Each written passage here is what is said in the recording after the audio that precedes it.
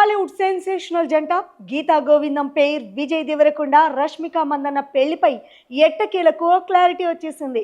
గత కొన్నేళ్లుగా సాగుతున్న సస్పెన్స్ కు తెరదించుతూ ఈ రౌడీ హీరో ఇప్పుడు నేషనల్ క్రష్ ని తన ఇంటి మహాలక్ష్మిగా చేసుకోబోతున్నారు.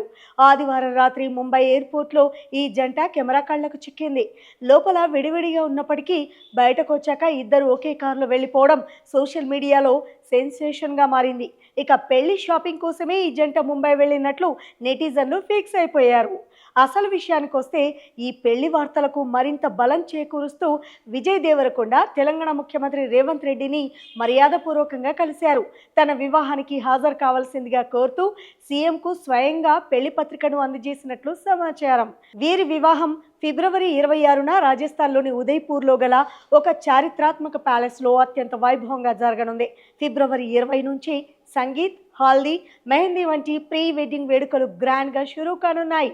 డెస్టినేషన్ వెడ్డింగ్ తర్వాత మార్చి మొదటి వారంలో హైదరాబాద్లో చిత్ర పరిశ్రమతో పాటు రాజకీయ ప్రముఖుల కోసం ఒక భారీ రిసెప్షన్ను ప్లాన్ చేసినట్లు సమాచారం.